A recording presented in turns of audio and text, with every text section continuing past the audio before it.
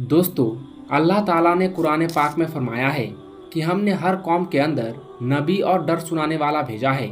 तो अब सवाल ये उठता है कि फिर अल्लाह ताला ने हिंदुस्तान की सरजमीन पर अपने किस पैगंबर को भेजा था, यानी कि अल्लाह ने भारत में अपने किस नबी को भेजा था और हिंदू धर्म के मानने वाले लोग किस नबी की उम्मत हैं।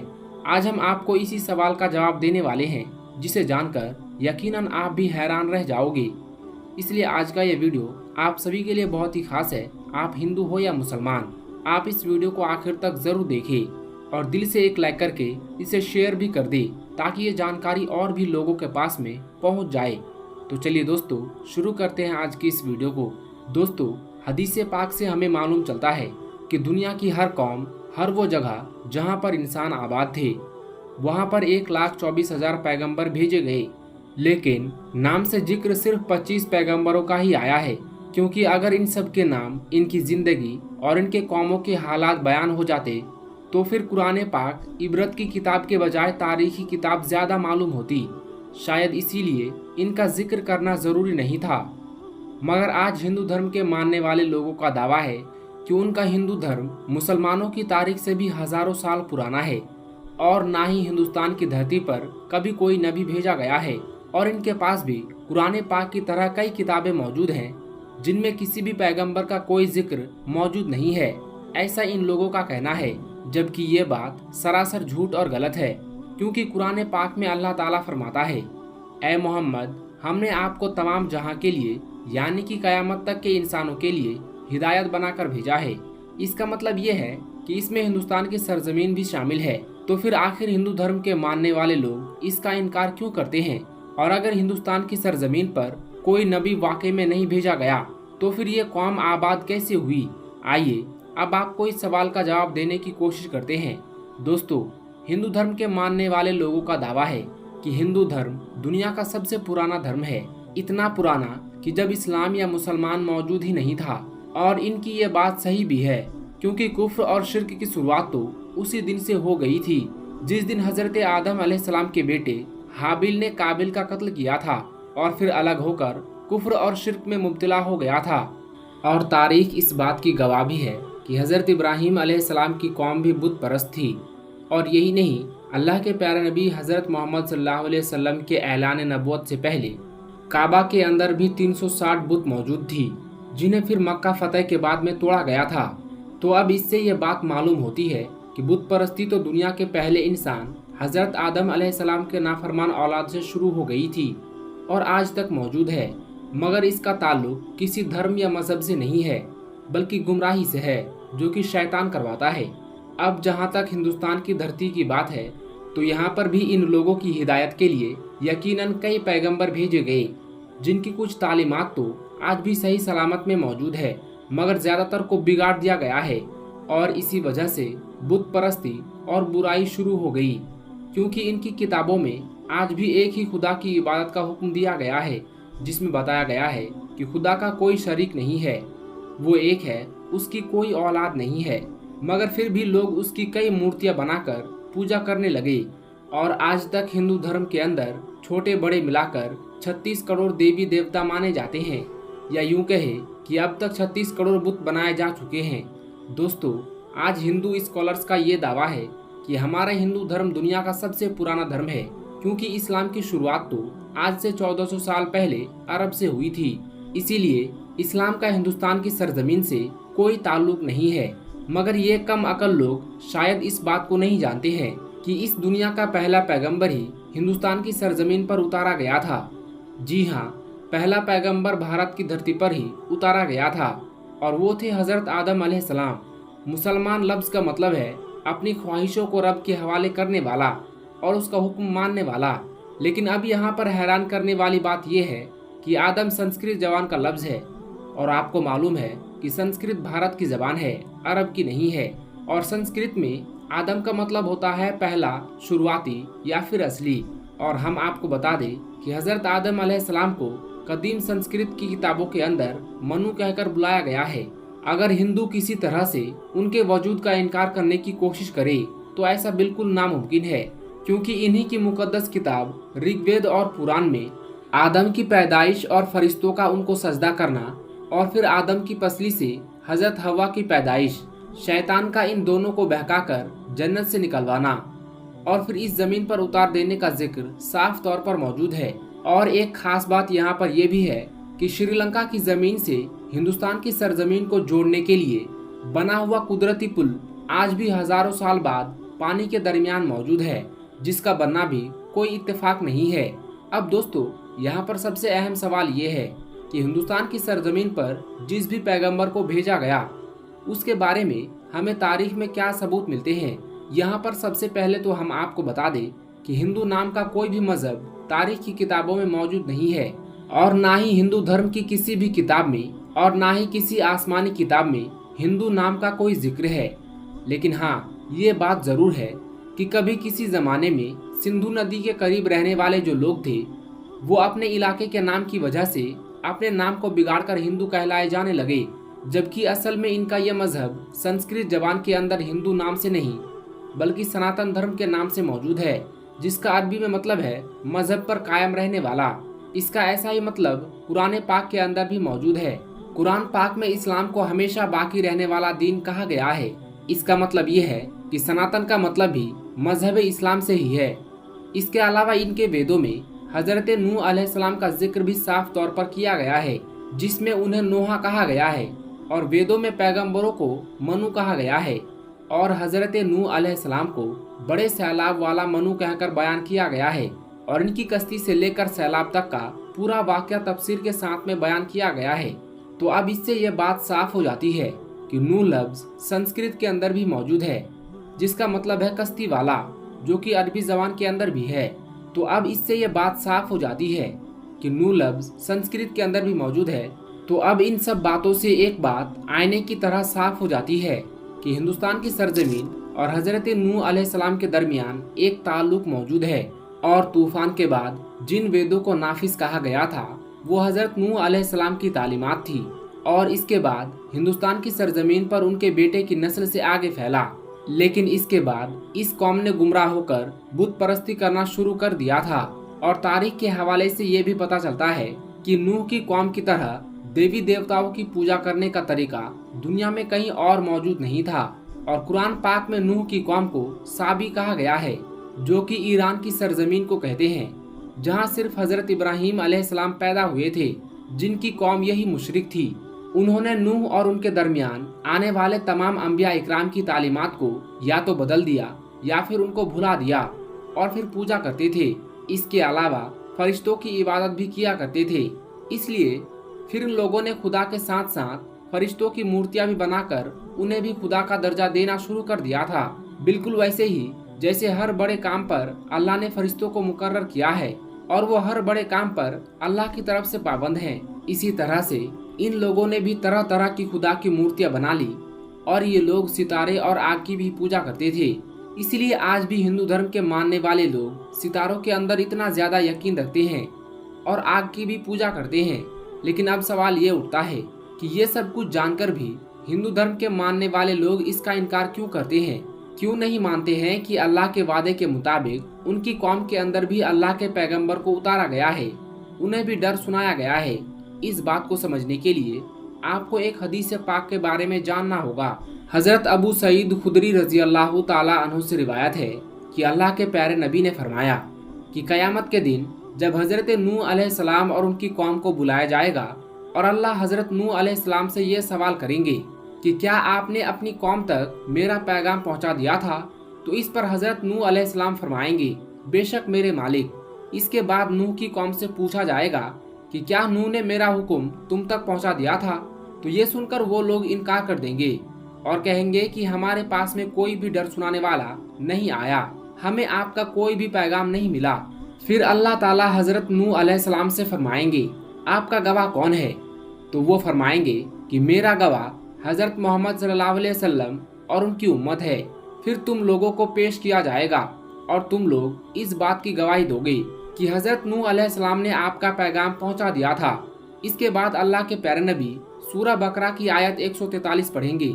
तो दोस्तों, इस हदीस पाक से ये मालूम चलता है कि हिंदू कौम भी अपने नबी हजरत नूह अलैहिस्सलाम की तालीमात या किसी और पैगंबर को तस्लीम नहीं करते हैं, जबकि हिंदुस्तान की सरजमीन का असल मजहब इस्लाम ही है, जो कि बिगाड़ की वजह से अपनी असल शक्ल सूरत खो चुका है। अब हम लोगों की ये जिम्मेदारी बनती है कि हम इन लोगों तक अल्लाह का पैगाम सही हालत में पहुंचाएं, क्योंकि हमारे प्यारे नबी को तमाम जहां के लिए रहमत बनाकर भेजा गया है और अब कयामत तक किसी भी रसूल और पैगंबर को नहीं आना है। दोस्तों, इस्लाम की यही खूबसूरती है कि उसने ना सिर्फ हमें अल्लाह के पैगाम और तमाम अंबिया इकराम की तालीमात से वाकिफ कराया, बल्कि उन पाक हस्तियों के बारे में भी बताया जिन्होंने इस दीन की हिफाजत और इसकी तालीम को आगे पहुंचाने में अपनी पूरी जिंदगी कुर्बान कर दी। इन्हीं अजीम शख्सियतों में से एक नाम हजरत अली रजी अल्लाह ताला अन्हु का भी है। लेकिन क्या आप जानते हैं कि आज के दौर में उनकी औलादें कहाँ हैं और उनकी नस्ल दुनिया के किन किन इलाकों में मौजूद है? आइए अब इसी बारे में तफसील से जानते हैं। दोस्तों, आज हजरत अली को भला कौन नहीं जानता होगा, क्योंकि ये एक ऐसा नाम है, एक ऐसी मशहूर शख्सियत का नाम है कि जिनको मुस्लिम इतिहास में हद से ज्यादा अहमियत दी जाती है। और भला अहमियत दी भी क्यों ना जाए, क्योंकि हजरत अली ने ना सिर्फ शुरुआती दौर में इस्लाम को फैलाने में, इस्लाम को आगे बढ़ाने में बड़ा किरदार अदा किया था, बल्कि साथ ही साथ ये इस्लाम के चौथे खलीफा भी थे। और इसके साथ ही अगर शिया ग्रुप के हिसाब से बात की जाए तो शिया लोग हजरत अली को अपना पहला इमाम मानते हैं। और यही नहीं, इन सब बातों से अलग हटकर भी एक और ख़ास बात है जो हजरत अली को बाकी तमाम लोगों से अलग और जुदा बनाती है, और वो चीज़ है इनका पैगंबर हजरत मोहम्मद सल्लल्लाहु अलैहि वसल्लम के साथ में खूनी रिश्ता। जी हाँ दोस्तों, आपने बिल्कुल सही सुना। हजरत अली और अल्लाह के प्यारे नबी आपस में सगे चचाजाद भाई थे। मतलब के जो हजरत अली के वालिद थे, जिनको जनाबे अबू तालिब के नाम से जाना जाता है, वो पैगंबर हजरत मोहम्मद सल्लल्लाहु अलैहि वसल्लम के जो वालिद थे जनाब हजरत अब्दुल्ला, उनके सगे भाई थे। यानी कि हजरत अली के वालिद और अल्लाह के प्यारे नबी के वालिद आपस में सगे भाई थे। इस हिसाब से दोनों के दादा एक ही हुए, जिनको इतिहास में हजरत अब्दुल मुतल्लिब के नाम से जाना जाता है। और जनाब हजरत अब्दुल मुतल्लिब के बारे में तो आप सब लोग जानते ही होंगे कि इनका नसब यानी कि इनका खानदान ऊपर जाकर हजरत इब्राहीम अलैहिस्सलाम के मशहूर बेटे हजरत इस्माइल अलैहिस्सलाम से जाकर मिलता है। इस हिसाब से देखा जाए तो हजरत अली और अल्लाह के प्यारे नबी हजरत मोहम्मद सल्लल्लाहु अलैहि वसल्लम ये दोनों ही हजरत इब्राहीम अलैहिस्सलाम की नस्ल में पैदा हुए थे। मगर यहाँ पर हैरान करने वाली बात तो ये है कि जिस तरह ऊपर से इन दोनों का नसब यानी कि इन दोनों का खानदान एक ही है, जिस तरह से ये दोनों एक ही नस्ल में पैदा हुए थे, बिल्कुल इसी तरह से इनकी नीचे की नस्ल भी बिल्कुल सेम ही है। वो इसलिए क्योंकि अल्लाह के प्यारे नबी हजरत मोहम्मद सल्लल्लाहु अलैहि वसल्लम का कोई लड़का नहीं बचा था, क्योंकि इनके जितने भी बेटा पैदा हुए थे वो दरअसल बचपन में ही इंतकाल कर गए थे। इसलिए खुद अल्लाह के प्यारे नबी हजरत मोहम्मद सल्लल्लाहु अलैहि वसल्लम के मुताबिक इनकी औलादों का जो सिलसिला आगे बढ़ा है, यानी कि आपका जो खानदान आगे फैला है, वो दरअसल आपकी बेटी हजरत बीबी फातिमा से ही बढ़ा है। दोस्तों याद रखें, हजरत बीबी फातिमा अल्लाह के प्यारे नबी की वो बेटी थी कि जिनका निकाह अल्लाह के प्यारे नबी ने हजरत अली के साथ में कराया था। इस हिसाब से इसका मतलब ये हुआ कि हजरत अली और हजरत बीबी फातिमा की जो औलादे थी वो दरअसल अल्लाह के प्यारे नबी की ही औलादे हुई। फिर जैसे जैसे इनका नसब आगे बढ़ता गया, इनका खानदान वैसे वैसे आगे फैलता गया। ये दरअसल अल्लाह के प्यारे नबी का ही खानदान था और इन्हीं की तरफ ही मंसूब किया जाता है। मगर अब यहाँ पर सबसे बड़ा सवाल तो ये पैदा होता है कि आखिर आज के दौर में यानी कि आजकल हजरत अली की औलादे कहाँ पर हैं? क्या आज भी हमारी इस दुनिया में कहीं पर हजरत अली और हजरत बीवी फातिमा की औलादे मौजूद हैं या नहीं? और अगर है तो वो आज कहाँ पर हैं और किस हालत में हैं? और अगर नहीं है तो वो क्यों नहीं है? चलिए अब आपको इन सारे सवालों के जवाब बताने की कोशिश करते हैं और आपको बताते हैं कि हजरत अली के बाद आपकी औलादे कहाँ पर जाकर आबाद हुई थी और फिर उनके साथ में ऐसा क्या हुआ था कि जिनके बारे में जानकर यकीनन आप लोग भी हैरान रह जाओगे। इसीलिए आप इस वीडियो को बगैर स्किप किए आखिर तक गौर से जरूर देखना। तो चलिए अब आपको इस बारे में पूरी जानकारी देते हैं। दोस्तों सबसे पहले तो आप इस बात को याद रखें कि इस बात में कोई भी शक नहीं है कि हजरत अली ने सबसे पहला निकाह अल्लाह के प्यारे नबी हजरत मोहम्मद सल्लल्लाहु अलैहि वसल्लम की प्यारी बेटी हजरत बीवी फातिमा के साथ में किया था। और जब तक हजरत बीवी फातिमा इस दुनिया में हयात रही यानी कि जिंदा रही, तब तक हजरत अली ने कोई भी दूसरा निकाह नहीं किया था। मगर हाँ, फिर हजरत बीवी फातिमा के इस दुनिया से रुखसत हो जाने के बाद हजरत अली ने कई शादियां की। ज्यादातर इतिहासकारों की माने तो हजरत बीवी फातिमा के जाने के बाद हजरत अली ने 9 निकाह किए थे और इन 9 बीवियों से लगभग आपके 33 बच्चे पैदा हुए, जिनमें से 19 बेटियां थी और 14 बेटे थे। मगर दोस्तों, यहाँ पर इंटरेस्टिंग बात तो ये है कि हजरत अली की आगे की नस्लें, यानी कि इनके आगे की औलाद, इनका खानदान सिर्फ और सिर्फ 5 बेटों से ही फैला था। और ख़ास तौर से अगर बात की जाए हजरत बीवी फातिमा की औलादों के बारे में, तो हम आपको बता दें कि हजरत अली और हजरत बीवी फातिमा से इन्हें सिर्फ 5 ही बच्चे पैदा हुए थे, जिनमें से 2 तो बेटियां थी जबकि 3 बेटे पैदा हुए थे। 3 बेटों में इनका जो सबसे बड़ा बेटा था उनका नाम हजरत इमाम हसन था, जबकि बाकी के 2 बेटों में से एक का नाम हजरत इमाम हुसैन और एक का नाम हजरत मोहसिन था। इन तीनों में से जो जनाब मोहसिन थे उनका इंतकाल बचपन में ही हो गया था। तो इस हिसाब से अब हजरत अली और हजरत बीवी फातिमा के सिर्फ और सिर्फ 2 ही बेटे बचे थे। पहले का नाम हजरत इमाम हसन और दूसरे का नाम हजरत इमाम हुसैन।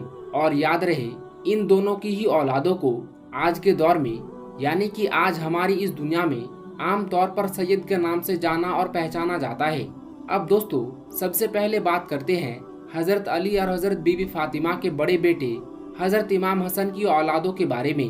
तो इस हवाले से हम आपको बता दें कि इस बारे में ये बता पाना कि हजरत इमाम हसन के कितने बच्चे थे, यानी कि कितनी औलादें पैदा हुई थी, ये बता पाना थोड़ा मुश्किल है। वो इसलिए क्योंकि इतिहास की अलग अलग किताबों में इसे लेकर तरह तरह की बातें लिखी गई हैं। मगर हाँ, ये बात बिल्कुल साफ है कि हजरत इमाम हसन के जितने भी औलादें पैदा हुई थी उनमें से सिर्फ 2 ही बेटों के जरिए से इनकी नस्ल आगे बढ़ सकी थी, जबकि 3 बेटे तो ऐसे थे जो आगे चलकर अपने चाचा हजरत इमाम हुसैन के साथ में करबला की उस मशहूर लड़ाई में शहीद कर दिए गए थे। जो लड़ाई हजरत इमाम हुसैन ने यजीद के खिलाफ लड़ी थी। करबला की इस जंग में हजरत इमाम हुसैन के साथ हजरत इमाम हसन के बेटों में शहीद होने वाले एक का नाम हजरत अबू बकर, एक का नाम हजरत कासिम और एक का नाम अब्दुल्ला था। दोस्तों, अब बात करते हैं हजरत इमाम हसन के उन 2 खास बेटों के बारे में जिनसे हजरत हसन की नस्ल आगे बढ़ी है। तो इस हवाले से हम आपको बता दें कि इनमें से एक का नाम तो जैद था, जबकि दूसरे बेटे का नाम हसन था, यानी कि हजरत हसन के बेटे का नाम भी हसन ही था। और यही वो हसन थे कि जिनकी औलादों ने इतिहास के हिसाब से वक्त वक्त पर दुनिया के कई इलाकों में बड़ी बड़ी सल्तनतें कायम की हैं और दुनिया के बड़े बड़े इलाकों पर राज किया है। यहाँ तक कि इनकी कुछ औलादें तो आज भी हमारी इस दुनिया के कुछ बड़े इलाकों पर हुकूमतें कर रही हैं। दोस्तों, याद रखें, हजरत इमाम हसन की इन्हीं औलादों ने आगे चलकर यमन के इलाकों में जैदी सल्तनत की बुनियाद रखी थी और फिर इनकी इन्हीं औलाद ने यमन के बहुत सारे इलाकों पर 897 ईस्वी से लेकर 1970 तक राज किया था। याद रहे कि ये लोग ना सिर्फ उन इलाकों के बादशाह हुआ करते थे, बल्कि जैदी शिया, जो कि शिया ग्रुप का एक फिरका है, उनके इमाम भी हुआ करते थे। और यही नहीं, हजरत इमाम हसन की यही औलादें आज के दौर में अफ्रीका के बहुत सारे इलाकों के साथ साथ अरब में भी बहुत सी जगहों पर फैली हुई है। जॉर्डन में आज के दौर में जो सियाई खानदान है, यानी कि जो रॉयल फैमिली है, वो भी इन्हीं हजरत इमाम हसन की नस्ल से ही है। और यही नहीं, अफ्रीका का जो एक मशहूर देश है मोरक्को, उसकी भी जो रॉयल फैमिली है, यानी कि जो सियाई खानदान है, वो भी दरअसल इन्हीं हजरत हसन की नस्ल से ही है। इसके अलावा भी हजरत हसन की कई औलादें तनोशिया के कई इलाकों में भी पाई जाती है। दोस्तों, अब बात करते हैं हजरत अली के दूसरे बेटे हजरत इमाम हुसैन की औलादों के बारे में। तो इस हवाले से हम आपको बता दें कि इस बारे में इतिहास की किताबों में अलग अलग राय पाई जाती है कि दरअसल हजरत इमाम हुसैन के कितने बच्चे थे। लेकिन हाँ, ज्यादातर इतिहासकारों का यही मानना है कि इनकी 5 बीवियों से 3 बेटे और 4 बेटियां पैदा हुई थी। इन 3 बेटों में से भी 2 बेटे करबला के मैदान में शहीद कर दिए गए थे, जिनमें से एक का नाम अली अकबर था, जबकि दूसरे का नाम अली असगर था। अब वैसे तो हजरत इमाम हुसैन के तीसरे बेटे हजरत जैनुल आबिदीन भी करबला की जंग में शामिल थे, लेकिन वो उस वक्त हद से ज्यादा बीमार थे। इस वजह से वो मैदान में नहीं जा पाए थे और इस तरह से इस जंग में हजरत इमाम हुसैन का सिर्फ एक ही बेटा बच पाया था, जिनका नाम था जैनुल आबिदीन। और फिर इन्हीं से ही हजरत इमाम हुसैन की नस्ल आगे बढ़ी थी। दोस्तों, इसके बाद जैनुल आबिदीन के कई बेटे पैदा हुए जो बाद में चलकर कई इलाकों में फैलते चली गई और इस तरह से हजरत इमाम हुसैन की औलादे दुनिया के कई हिस्सों में फैल गई। और अब हालात ऐसे हैं कि आज के दौर में ये बता पाना मुश्किल है कि आखिर हजरत इमाम हुसैन की औलादे कितनी है और कहां कहां पर पाई जाती है। मगर हाँ, इस बात में कोई भी शक नहीं है कि हजरत इमाम हुसैन से लेकर अगली 8 या 10 नस्लों तक भले ही जितने भी बेटा पैदा होते थे, उनमें से एक बेटे को सबसे ज्यादा शोहरत मिला करती थी और ये वही बेटा हुआ करता था जिसको शिया लोगों की तरफ से अपना इमाम चुना जाता था।